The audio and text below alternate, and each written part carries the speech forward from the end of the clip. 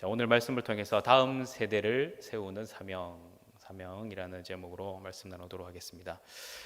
동서고금을 막론하고 이 자식을 잘 키우고 싶어하는 것이 부모들의 한결같은 마음이지 않겠습니까? 그래서 자산가들은 이 재산을 어떻게 하면 잘 물려줄 수 있을까 생각을 하고요. 최근에 주식이 많이 폭락하므로 이 기업주들이 아주 어린 아이들에게까지도 이 기업을 물려주기 위해서 주식을 사줬다는 그런 뉴스도 등장을 했습니다. 그런데 세계적인 부자들은 이 자산을 어떻게 하면 잘 남겨줄 수 있을까를 고민하는 것이 아니라 자녀들에게 분명한 부자가 되는 방법을 가르쳐 준다고 그러죠. 그래서 자녀 교육에 대한 분명한 원칙을 가지고 있다고 합니다. 중국의 당태종이 당태종 시절의 신하였던 위징이 했던 말이 있습니다. 창업이 수성난이라는 뜻인데요. 이것은 이 창업이라는 말은 나라를 세우거나 일을 시작하는 것이 쉬운데요. 수성, 그것을 이뤄놓은 것을 지키는 것은 어렵다. 그래서 이것을 좀 크게 풀이를 하면은 창업보다 수성이 더 어렵다라는 의미로 이 말이 쓰이고 있습니다. 다른 말로 하면은 뭔가를 만들어가는 것보다 그것을 계속 지켜나가는 게 힘들다는 거죠. 그래서 부자도 이 3대를 잘 못 간다 이런 이야기를 하지 않습니까?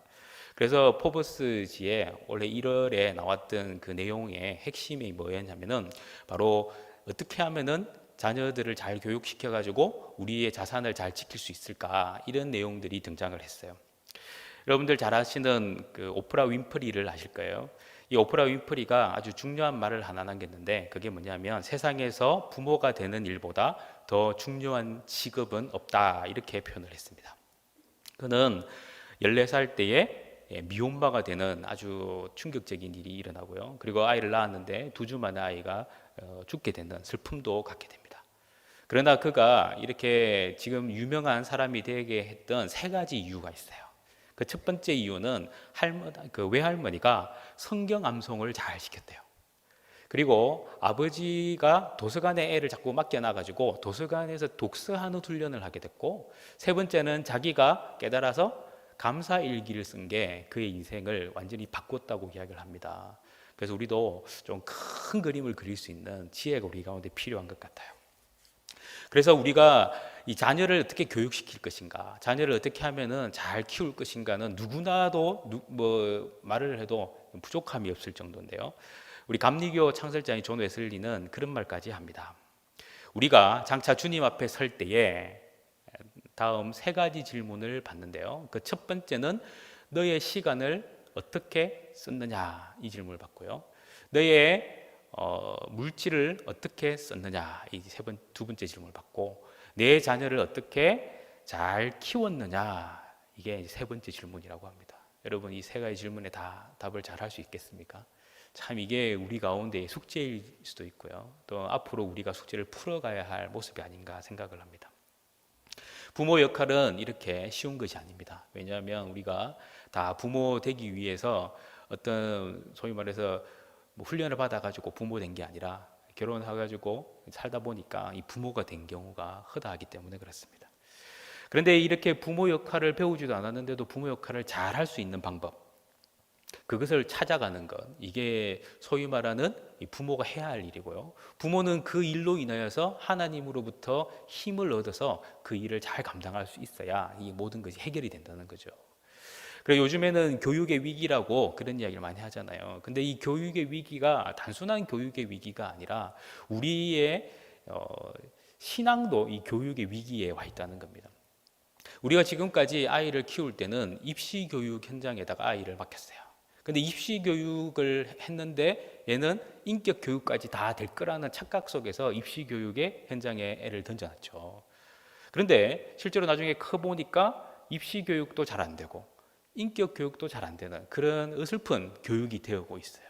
또 아주 입시 교육이 잘 돼가지고 소위 말하는 아주 유명한 대학에 들어갔는데 그곳에 아주 희한한 일을 하는 악한 무리가 되어버리는 경우들도 허다히 생긴다는 겁니다. 그래서 우리는 크리스찬으로서 입시 교육보다 더 중요한 것이 있다는 것을 우리는 깨달아야 되고, 그것을 위해서 애를 좀 써야 되겠죠. 그게 뭡니까? 바로 신앙교육이에요. 신앙교육은 우리의 인생의 뿌리부터 바꿀 수 있는 능력이 있다라는 사실입니다. 자, 그렇다면 제가 이 총회교육에 나온 자료를 한번 보니까 이 총회교육에 대해서 2006년에서 2016년까지 통계를 이렇게 쭉 냈는데요. 거기에 우리 학교가 어떻게 변해왔는가 보니까 학교의 30%가 감소했어요. 인원이 다 감소했어요. 그래서 초등학교는 31%, 중학교는 29%가 감소하고, 그 다음에 교회도 그 무렵에 30%가 감소하는, 주일학교도 감소하는 일이 일어났습니다.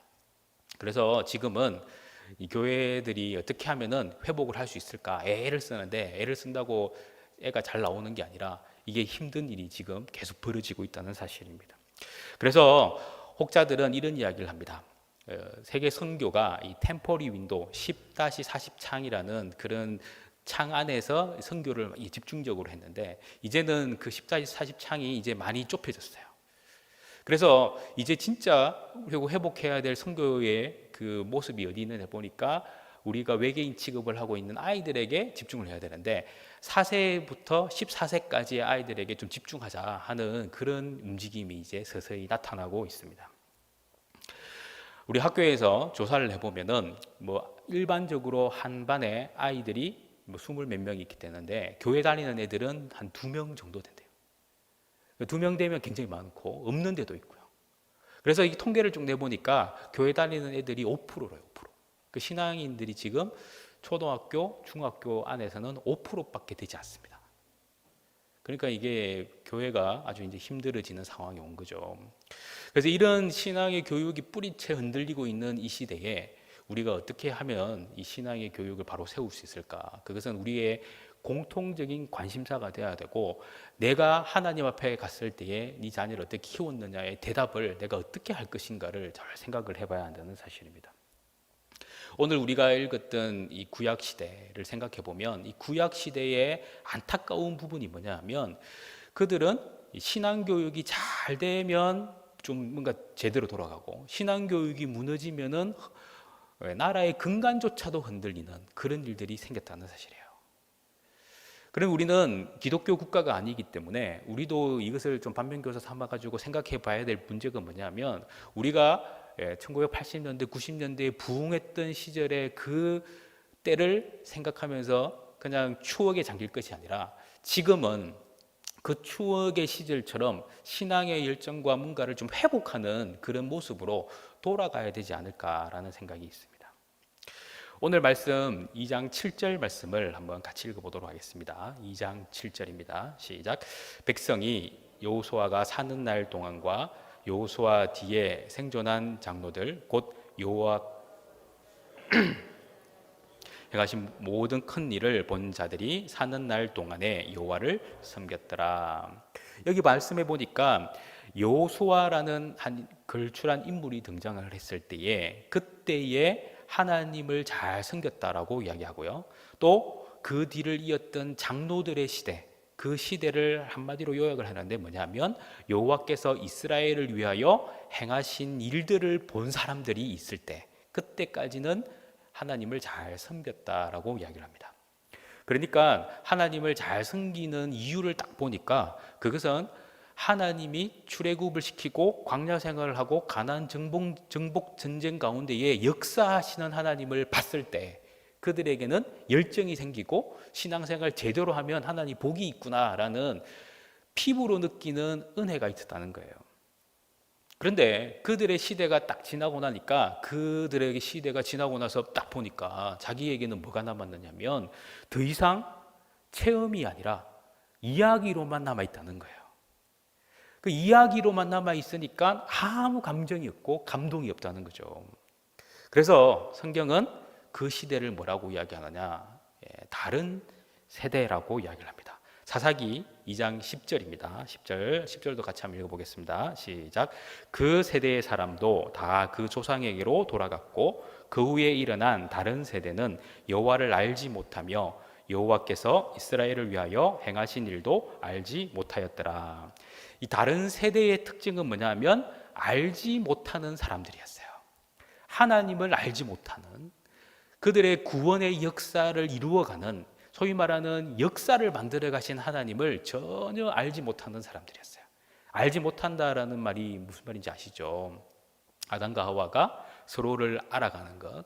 창세기 4장 25절에 등장하는 그 안다라는 그 야다라는 히브리 단어죠. 그래서 이것은 몸으로 체험하면서 아는 이 관계를 뜻하는 거예요. 하나님과 우리도 몸으로 체험하면서 뭔가를 알아야 되는데 이것이 딱 끊어지니까 어떻게 됩니까? 죄악이 들어오고 하나님의 징벌이 들어오고 결국 그들은 간구하고 살려달라고 목매다니까 하나님이 구원해 주시는 이런 안타까운 일들이 계속해서 반복되는 이 악순환이 시작되었다는 사실입니다. 그래서 우리는 한마디로 이 구약 신학의 핵심을 탁 찔러 보면은 그것은 뭐냐면 과연 내가 하나님을 알고 체험하고 있느냐, 그렇지 못하느냐, 이 관계에서 결국 신앙이 있느냐 없느냐가 판가름 난다는 거예요. 여러분들의 신앙은 하나님의 임재와 하나님의 권능을 체험하고 계십니까? 그게 10년 전의 이야기라면 우리는 점점 신앙이 식어가고 있는 거예요.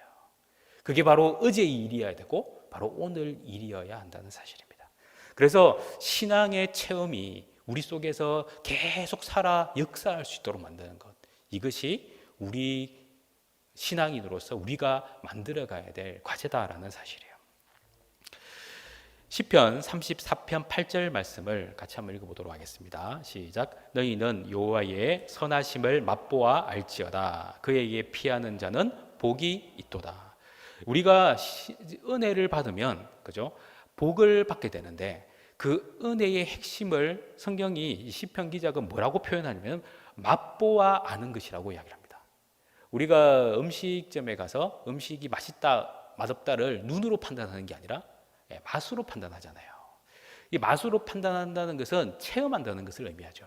그래서 하나님이 어떤 분이다라는 것을 목사가 아무리 이야기를 해도 그것은 목사의 이야기일 뿐이죠. 그런데 그것이 내 삶의 체험이 되기 시작하면 그것은 목사의 이야기가 아니라 나의 이야기가 된다는 사실입니다.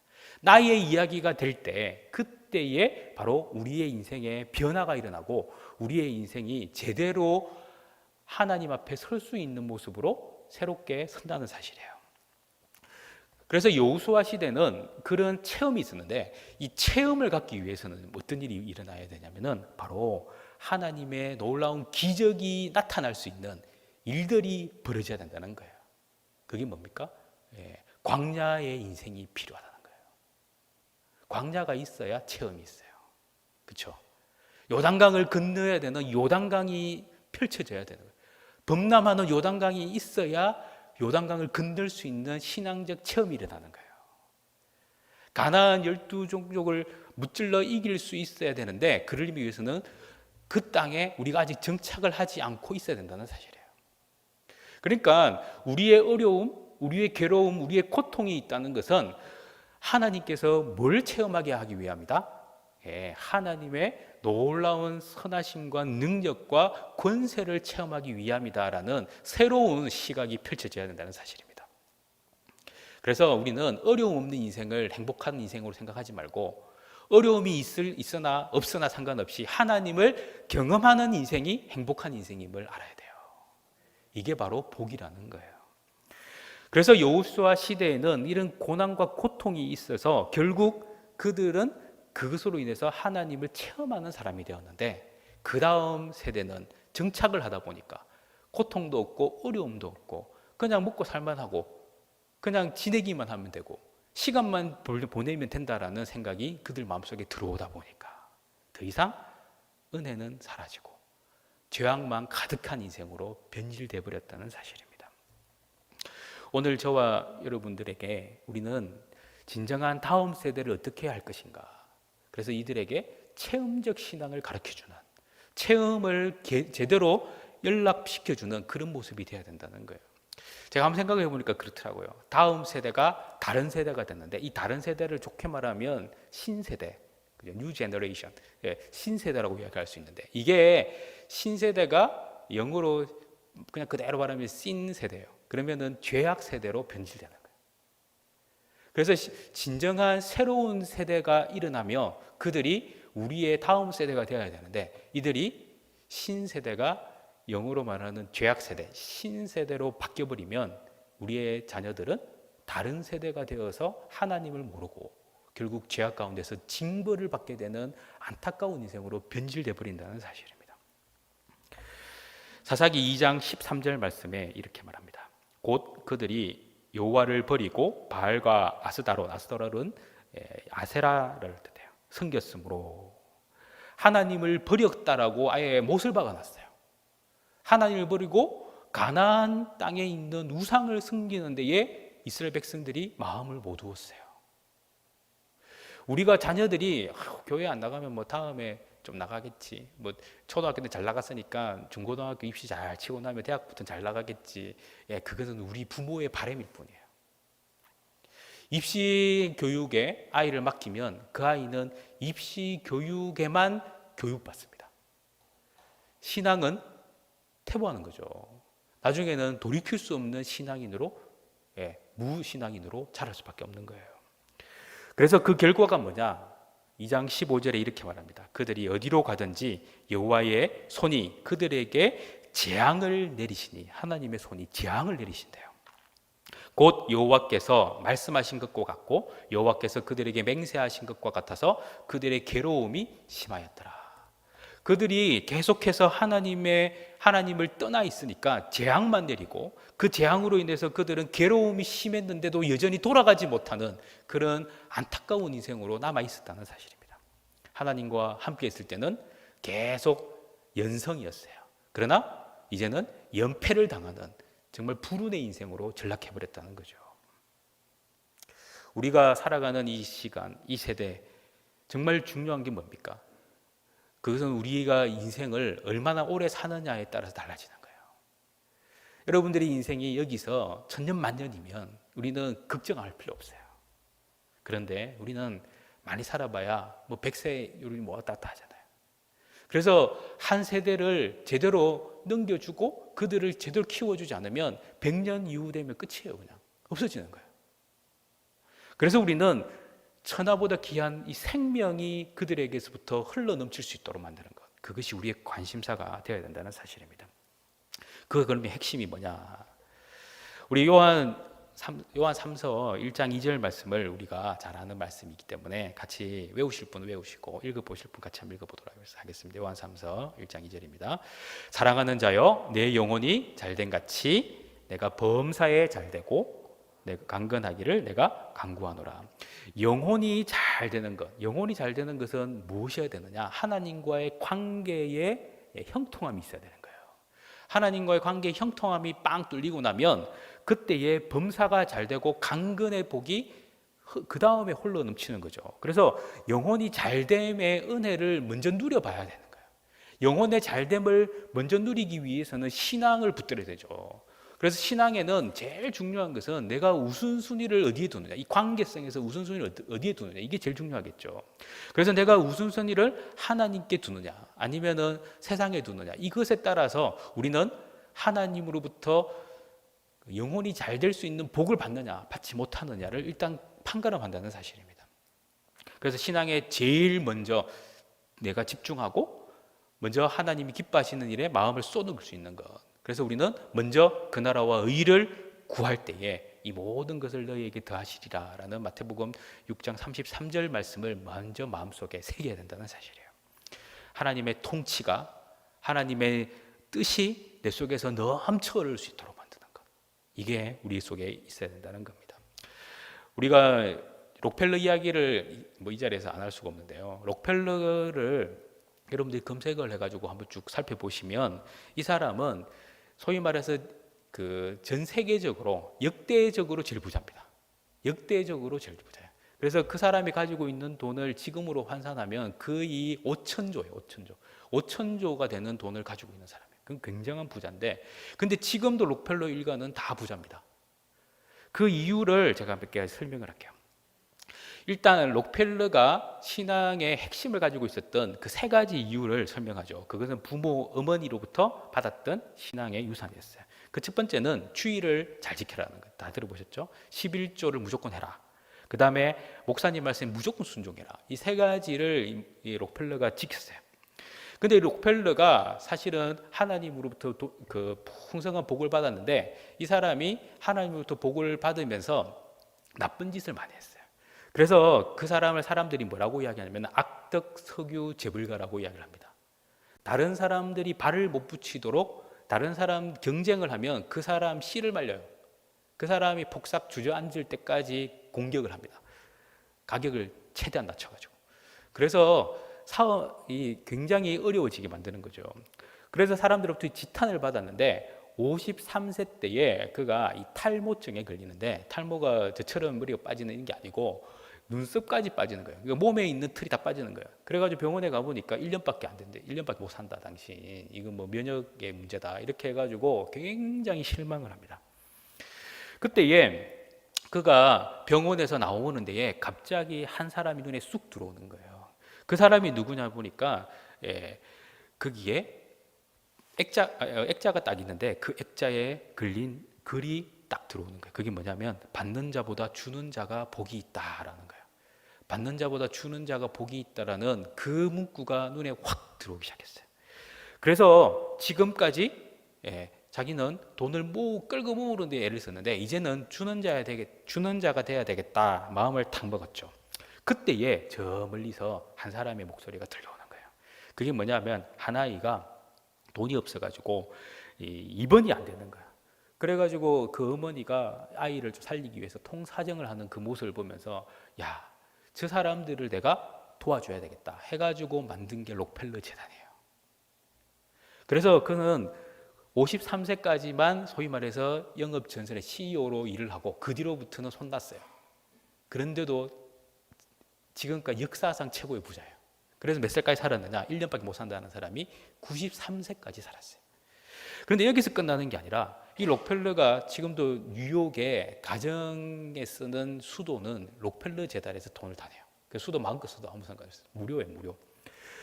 이 록펠러 재단의 창업자가 된 이제 이 록펠러가 이 재단을 만들면서 그가 지향했던 바가 있었어요. 그게 뭐냐면 지식의 습득과 공유, 고통의 제거와 예방, 인류의 진보와 관련해 미국인들을 포함한 전 인류의 문명을 향상하고 인류 복지 정전에 이바지하기 위한 목적으로 록펠러 재단을 탁 만들었는데 그 유지를 그대로 그 아들이 받아요. 그래서 아들도 록펠러 재단을 위해서 그 소위 말 자기 재산을 엄청나게 기부를 해요. 여기서 그 아들과 딸들이 만든 재단의 이름이 뭐냐면 록펠러 브라더스 펀드라는 재단, 자선 재단을 또 만들어요. 그 록펠러 재단 휘하에 또 있어요. 그리고 그 뒤에 3대, 4대, 5대 가족들이 뭘 만드냐면 록펠러 패밀리 재단을 또 만들어요. 그래가지고 지금까지 그게 이어지고 있다는 거예요. 록펠러 재단이 있고 록펠러 브라더스 재단이 있고 록펠러 패밀리 재단이 있어요. 이 세 가지의 단계를 거쳐서 자선 재단을 만드는 아주 엄청난 사람들이죠. 그 사람들은 도대체 뭘로 돈을 먹고 사는지 모르겠어요. 왜냐하면 돈이 계속 들어오는 거야.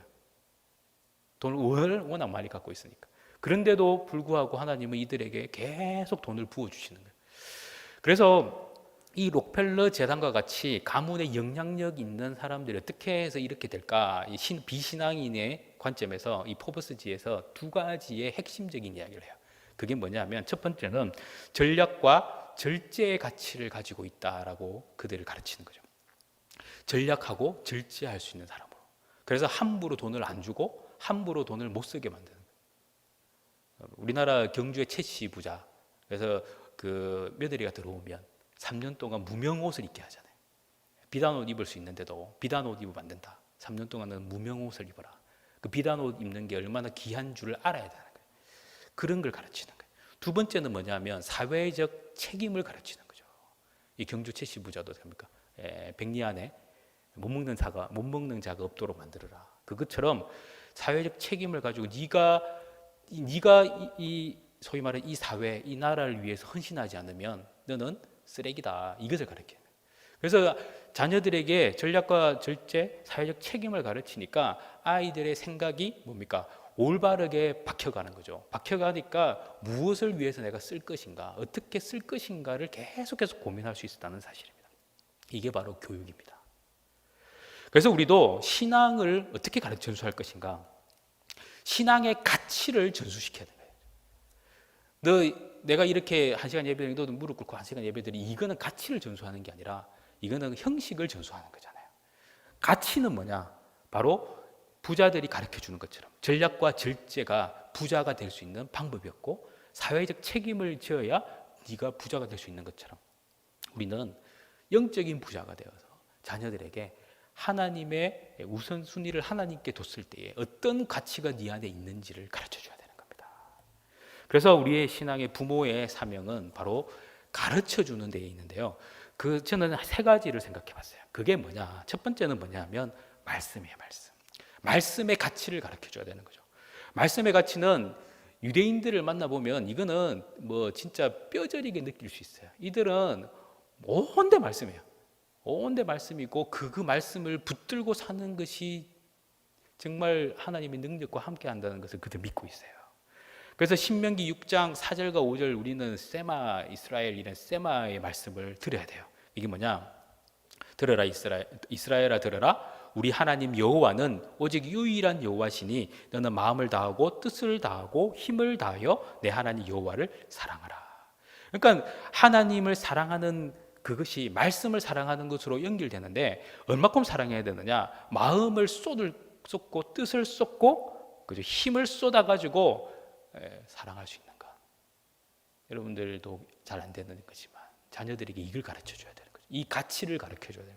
그래서 말씀을 위해서는 쏟아야 된다. 네가 쏟아야 변화가 일어나고 지혜가 생기고 은혜가 넘치고 능력이 생긴다는 겁니다.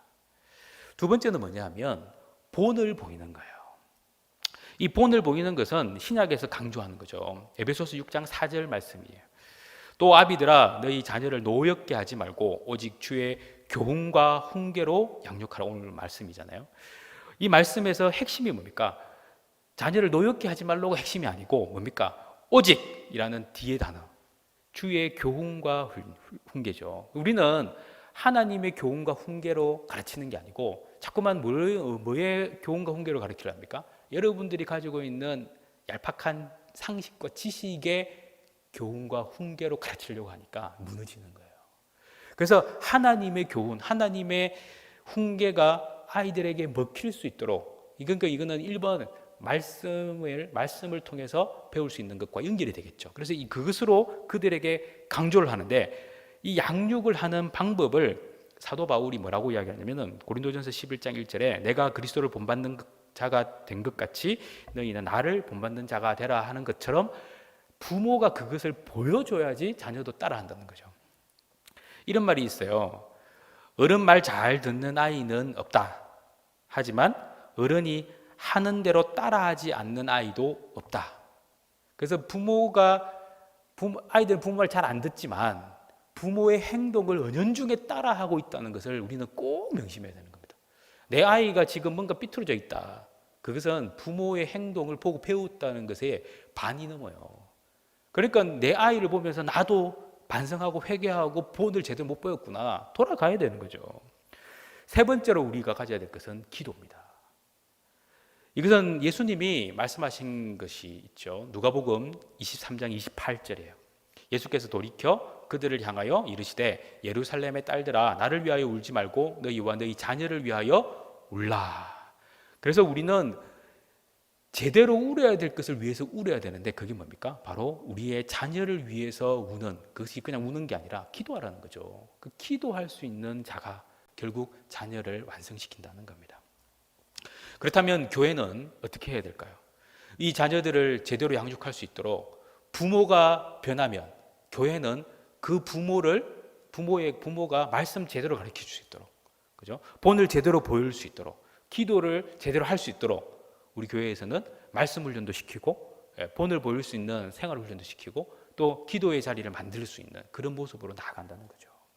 그래서 결국 우리는 신앙교육을 교회에 내던지는 게 아니라 나의 모습을 통해서 만들어져 가는구나라는 인식이 빨리 일어나야 된다는 사실입니다.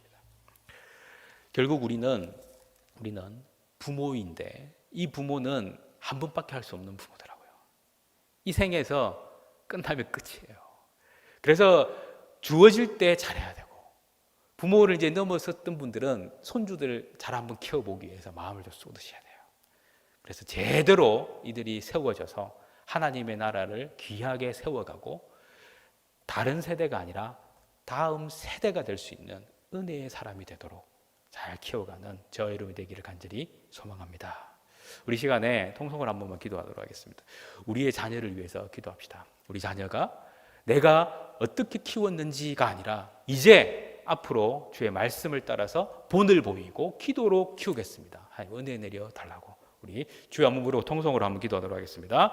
주여 역사하신 하나님을 찬양합니다. 하나님 우리가 믿음으로 모든 일들을 감당하기를 원합니다. 하나님의 은혜가 충만하게 하여 주시고 하나님의 사랑이 우리 가운데 넘쳐날 수 있도록 인도하여 주시옵소서. 자녀를 위해서 울 수 있는 진정한 울음이 우리 속에서 일어나게 하여 주옵소서. 회개의 눈물이 일어나게 하시고 내가 먼저 하나님 앞에 본을 보이지 못한 우리의 모습들을 회개하며 나아가는 저희들 되게 하여 주옵소서. 말씀을 전심으로 살아가지 못했던 그 모습을 돌이키는 저희들 되게 하여 주옵소서.